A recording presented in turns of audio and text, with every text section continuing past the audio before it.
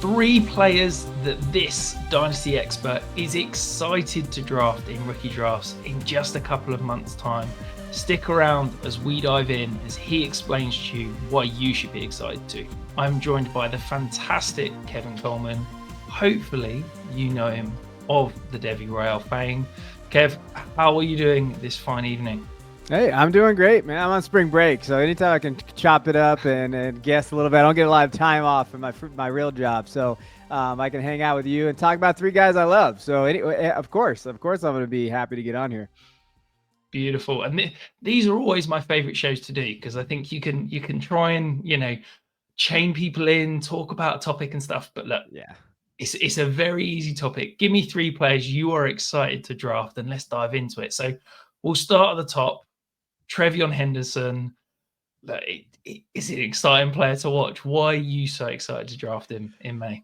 man. I've watched Henderson for a long time since his freshman year, as a Devi person and everything there. And that first, I'll never forget putting on his tape when he was a high school senior. I was like, man, this guy's special. And there was a time his freshman year, people don't realize this. Like, people were really debating whether him or Bijan Robinson were the best college football running back in the country that year. So ever since then, he's had that hype. And then he just had a couple down years. The injury stuff is definitely part of it, durability and all of that stuff. But when healthy, and what you saw last year, especially in the college football playoff, this kid is one of the more explosive players in college football and on the football field. So he can catch a 5-yard swing pass and go 70 yards for a touchdown. He has that elite speed and burst and everything that you love from him there. He's a 3-down guy. And I've been saying that multiple times for the last 2 years. Even when he was down, I said, he's a 3-down back though. Like, he can do it all. And he's an exceptional pass blocker. People don't realize that. Like, he is exceptional at that. Like, he could probably be the best pass blocker the last 3 years in a running back classes of the last 3 years. And I think that's a very fair assessment of his game. So he's going to stay on the field. He's an explosive playmaker. And really what you saw with like Gibbs and you've seen with backs like that, they can just be added to any room. I don't care where he gets drafted and give you fantasy points and be explosive, which he's probably going to need. I don't know if he's ever a 250 carry type guy. I don't think he has to be that though. I think he can be a 200 carry and then like 50 catch guy with what you see out there in fantasy. And you'd be really excited about that. So that's the thing that excites me the most. He can fit everywhere, like in any scheme, any roster. He can go there and just be dominant for you. And I think that as a second round guy, if he goes in the second round or maybe late first, you're excited about that capital. Yeah, I think look, he's so exciting to watch because he's a guy that, as you said, he's so explosive. He can score from anywhere on the field. Mm-hmm. And the really encouraging thing for fantasy is that worst case scenario, he's drafted as a 1B guy. Mm-hmm. But for most backs, that's a negative. We're worried. You're not sure if you can start them. With him, he's going to get some of the receiving work because, as you said, he's got that rare kind of not only pass catching ability, but pass protection ability. He's going to get on the field in passing downs. But also he can, be fantasy relevant on like 7 or 8 touches a week. He's got that sort of playmaking ability.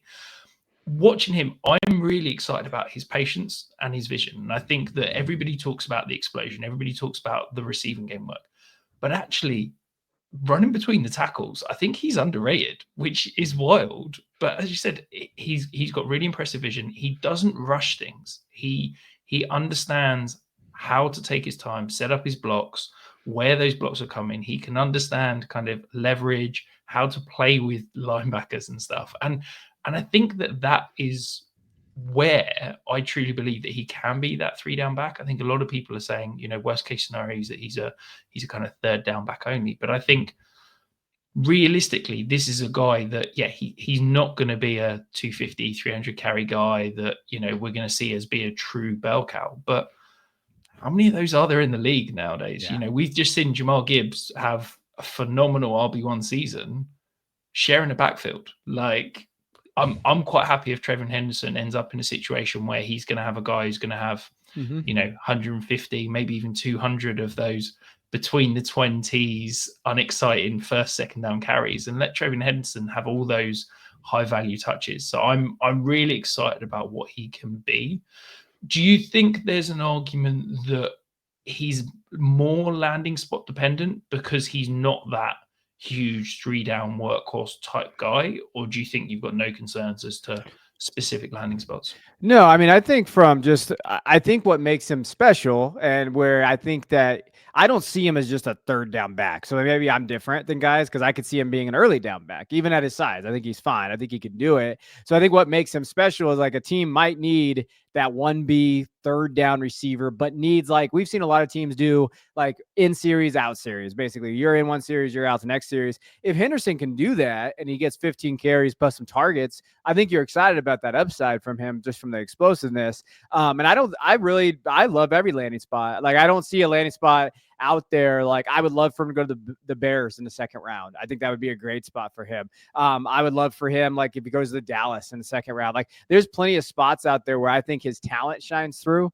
where you're like, hey, this kid's really got something. He's kind of special and he can get teams to design things for him. So I don't see a ton of landmines out there. Obviously, if like the Jets drafted him, you'd be like, what the hell? Like if one of those teams is in the top 5 of running backs out there drafting him, you'd be a little bit more nervous. But the way the NFL does this now, and the way their schemes and way everything is basically 2 running back sets and just, hey, you take a series, I'll take a series. Henderson can do that. And I think his series will be better. Kind of what we've seen with Gibbs and Monty. I mean, not to go back to that point, but just to see it, like, hey, wow, they need to get Gibbs the football a little bit more. And with Monty going down, you saw that with Gibbs, like, hey, he can do that. I think Henderson can do the same thing. I think there are stretches in his game where he could go 5-6 weeks being the guy. Now, he might need some help. He's going to need that back, but he can do it. And I think that's what elevates his game. And that's why I'm excited. And you talked about his vision. That's improved so much because his freshman year, he just used athleticism. He just got around the corner and he beat everybody. And in the next 2 years, you really saw him struggle a little bit with vision, injuries, those type of things. This last year, it improved. Like you saw him be patient. You saw him explode through the line of scrimmage. Like you saw that vision, that patience come to play. And I think he just developed so much as a back. And I think the less usage that he hasn't had a season where he's had over 183 carries. He had that was his freshman year. That's good. I mean, you're not getting a back with a ton of usage either. And those things all come to play here why I want to draft him. Yeah, absolutely. And we're not talking about, this isn't like 175, 180 pound scat back that, no, we're worried about. He crosses that 200 pound threshold. He's not tiny. He's not massive, but he's not tiny. And I think there is, a range of outcomes where you say that he is a true 3-down workhorse. Before we move on to your next guy though, Kev, if you are watching this and you haven't hit that subscribe button, it's rookie season. We are pumping out the rookie profiles right now. Every single fantasy relevant player you need to know, we will have a rookie profile on. Plus, Tom and Tyler are going to have you set up for best ball season. The next guy you want to talk about, though, Mason Taylor, tight end out of LSU. Some impressive bloodlines. The son of a guy that, as a Jets fan, was the bane of my life for many years. What is it about Mason Taylor that has you very excited? Yeah, I'm kind of an outlier on him. Like I go back and forth in our Discord and people, and they're like, yeah, he's fine, but I don't necessarily see like the upside, but I do. I think, when you're looking at, he hits a lot of thresholds that you like. He's an early declare. You love that. I think the background, the pedigree, Jason Taylor being his dad, like the idea of like that NFL pedigree there. He's very, very just physical too at catch point. Like he's a very good receiver. He's physical. He has athleticism too. Like I do think that his athleticism is going to shine as he gets a little older here. You saw at times last year for LSU and different areas of his game where they use his athleticism. They got him out in space. One thing that I think is very good in 12 personnel, like I think that he can be an inline blocking guy in 12 personnel. But LSU last year, with Nussmeier there, the quarterback, and kind of that system, they did put him out in the slot a little bit, and they put him out wide a little bit. And there was times, the Ole Miss game, for those of you that watch tape, if you go watch the Ole Miss game, there's a few times down that stretch where they won that game in the fourth quarter where they were looking for Taylor. I think it was a big fourth down that he got. They moved him out in the slot. He can beat linebackers up the seam because he's athletic enough, but he's aggressive enough and has the body control to go up and get the ball against corners and safeties and those smaller guys too. So those are the things that excite me. I think that he can really be a great receiver. Now, obviously the things that probably people are concerned about the most, the usage hasn't been amazing in terms of like his production. He's been okay. But the production maybe is one of those things where, hey, what does that look like moving forward? A lot of his receptions came like early quick outs, 5 yards or in, like those things you get a little bit worried about too. But I think that that's the LSU system. That's what they asked him to do. I think from a receiving standpoint, I love it. I love where his ADP is right now. I think that just based on where he's getting drafted, if I can get a guy like Mason Taylor in the 3rd or 4th rounds, which who knows is going to happen once the draft happens, but 3rd, 4th rounds, that value there, good receiver, can be like a tight end 1 with like touchdowns, right? Like he could really become like a very good 3rd option on a team. I like Mason Taylor's value. I love watching his game. I think he's great in 12 personnel, but also can play out in the slot. And he's the type of kid I like betting on based on the bloodlines, athleticism. Yeah, I think you highlighted it perfectly. There is a lot to like.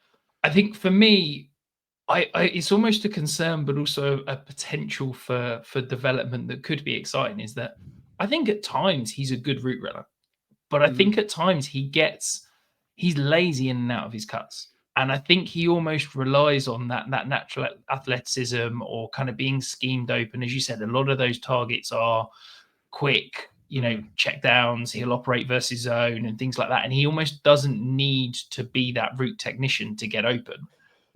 And that is a knock on him. But I think there's enough in there that it's like if he's in an NFL offense with NFL coaching and he kind of works on those kind of fundamental footwork, which is basically what it all comes down to, I think it could open up a huge part of his game. And I think that gives him an opportunity to develop and be that kind of receiver heavy role that we necessarily didn't see at LSU.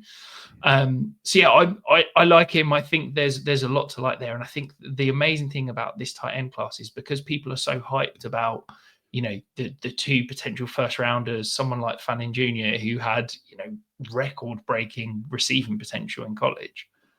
You're going to get a steal on Mason Taylor because it's like, who cares about the 4th or 5th tight ends? Like nobody. So yeah, I really like that. I think there's probably going to be very few of my drafts that I'm leaving without a tight end this year. And I think if I can get, Mason Taylor in the 3rd or 4th round, particularly in some of those tight end premium leagues, it's exciting because he is just a really smooth athlete that ticks a lot of the boxes that you could want. And I'm not necessarily as concerned perhaps as you are about his ability to go in line. I think, he's not going to be George Kittle or Rob Gronkowski, be that weapon at the point of attack. But actually, I think he holds up enough, particularly on advantageous blocks. If you're giving him down blocks, if you're giving him some traps and pulls and things like that and getting him on the move, I think he can hold up.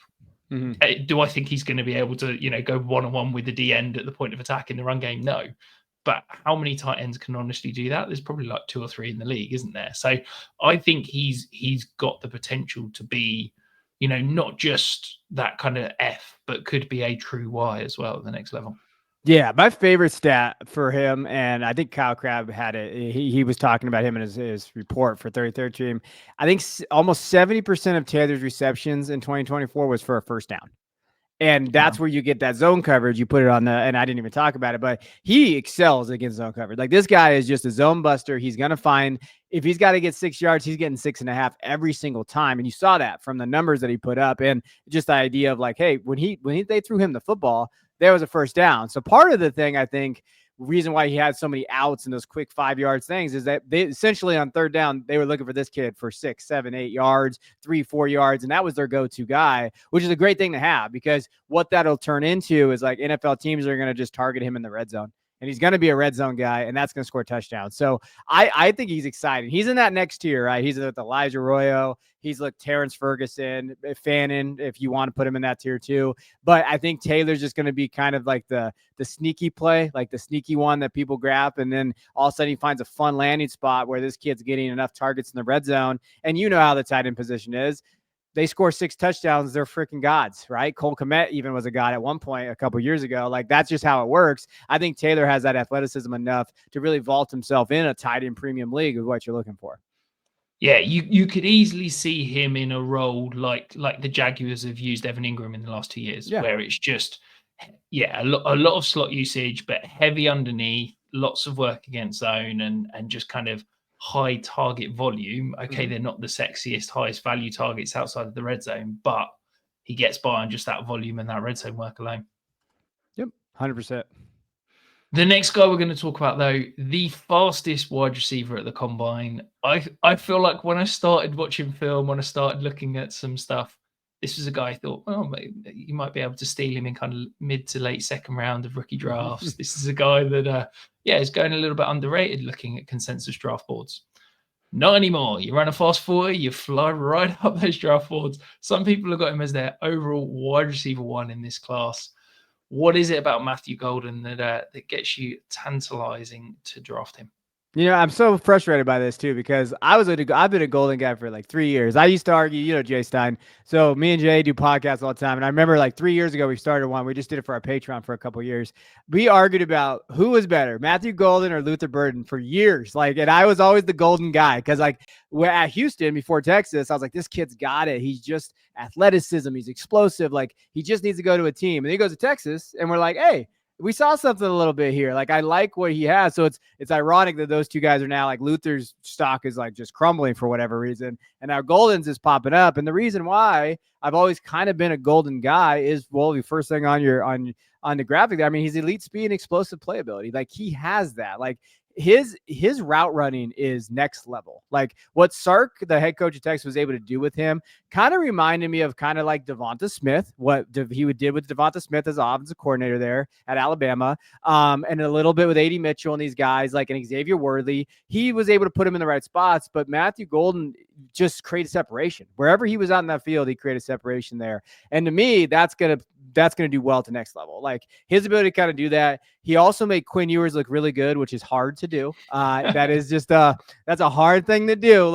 And when you notice that team, Isaiah Bond was supposed to be the guy coming from Alabama this year. He was supposed to be their go-to one. Golden took over that role. And I think one thing that he did, he demanded targets because of how open he always was. That's a great thing. That's a thing that you're watching and you're like, hey, if he can do that at this level in the SEC in the playoff, he was phenomenal. He could do that at the NFL level. So that's the thing. If you watch his ball tracking, if you're a film guy, his ability to track down the balls all across the field is next level. And I know analytics guys hate this because Jay always rolls his eyes when I tell him, this dude's a gamer. When you watch him play in the big games, he gets the football, and there's a reason for that. I think he just kind of elevates his play when he's playing in those big games, and he just creates targets. So I think now I don't have him at 1. I'm not crazy like that, but I could honestly see him becoming hey, wow, Matthew Golden was a great pick. He is the one in the class because I think this class has a ton of question marks throughout.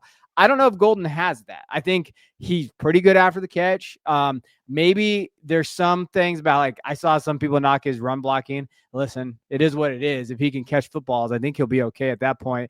And then there's some drops definitely on the radar there. But every wide receiver is going to drop. I don't necessarily care about drops too much there.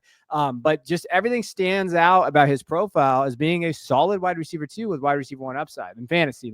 Just stands out there. Now, if you go somewhere with a quarterback too, I've seen the Herbert stuff. I've seen maybe the Stroud things at the end. I've seen some landing spots for him. I would absolutely love those spots. And he's going 112 to 203 now, generally speaking in there, but I could see him going 108, 107 with a good landing spot. Yeah, I think he's going to be slightly landing spot dependent, isn't it? I think for me, I really like watching him. The subtlety of his movements when he's running routes is that I think part of the reason he shocks people when he kind of ran that crazy fast 40 was that he doesn't look lightning fast on tape, but that's because he's smooth. And I think smoothness doesn't look fast. And I think some of just the subtle deviations in body control to kind of get defenders set up, he can stem and stack DBs very well. He kind of doesn't have these big, it's not Jerry Jeudy route running where you've got these big kind of over the top movements to be like, hey, look, I'm going to do this to get open. It's subtle. And that works better and translates better at next level, to be quite frank. I really like Golden. My question is, I don't know quite what he is at the next level. And part of that is, the NFL's moving to a world where we don't have to have prototype wide receivers. We don't have to have a fixed X as a slot type guy. But it's I don't think he's quite an X because I don't think he's got the size. I don't think he's got the release package to line up on line scrimmage all the time. I don't think he's a slot because I think, as you said, some questions in the run game. I think he's teams aren't going to want to put him in there. So it's is he just a flanker that can move around or what? I mean, that's my only question mark. Do you have ideal kind of situation role you see him in, or is that the strength of Golden, that he can sort of be a mix of all three of those receiver roles? So I think well, you hit it on the head. First of all, with like where I think he would struggle with his in the slot because of his lack of run blocking. Like I think they would look at that being kind of like a determining factor for him. So I think he's scheme diverse. I really do think he's diverse. I think he can do both. He would just need to improve that area. If he does, I mean, he can. He's still young, so there's a way with coaching and those type of things he can improve that.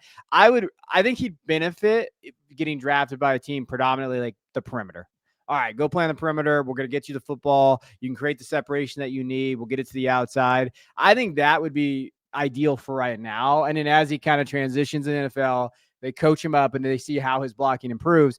Then I think it does open the door for more, right? Like, hey, okay, now we can move you in a slot a little bit. Now we can play around with you a little bit. But then I always go back to this. Just get drafted by a smart offensive coach. Like, I just hope that happens because there's so many in the league where you're just like, like, why did you go there? Because they're not going to use it the right way. Golden does need to be used a certain way because if those of you that don't watch college football, if you watch it and you don't watch it, Steve Sarkisian is Texas's head coach. He is the best schematic head coach in college football. I would put him up there probably top 3 ever. Like, this guy can scheme. That's why Golden excelled. So if he gets drafted by someone that can scheme, I'm more like enticed by his prospects as a fantasy asset because I know that they're going to put him in positions to succeed. If he goes to a team that doesn't have a plan and maybe just say, oh, well, we'll put him where it fits and we'll see how it goes, that makes me worried. So the scheme is really going to matter. So where he gets drafted, and that's why you see, guys, want to go to McVay's offense and why, even Shanahan's and all of those things. So that really matters. That's going to matter for Golden. How is he going to get schemed? Do they have a plan for him in that offense? And hopefully it's on the outside. That's where I would say the perimeter, the outside, where he can get those targets. Yeah, I think it'll be really interesting. It's quite specific, the type of landing spot you want, isn't it? As you said, and it's someone that's going to use him in creative ways, that's going to get the best out of him. And I think he's got a huge range of outcomes, but I think, as you said, that range of outcomes could easily be wide receiver 1 in this class. And I think he's got like top 5 overall wide receiver potential if he hits that 100th percentile outcome. He's a gamer. Sure. Don't forget that, Rich. He's a gamer. You're going to remember that term. He's a gamer. I'll put it in ink. Don't you worry. Put it in your spreadsheet. Put it in your spreadsheet. Absolutely. Gamer. But Kev, thank you ever so much for coming on. I absolutely love it anytime we get to chop it up. One of my favorite guests of all time. Remind everybody that is watching. I'm sure they all know where to find you and where they're finding your work these days, but remind everyone that is watching.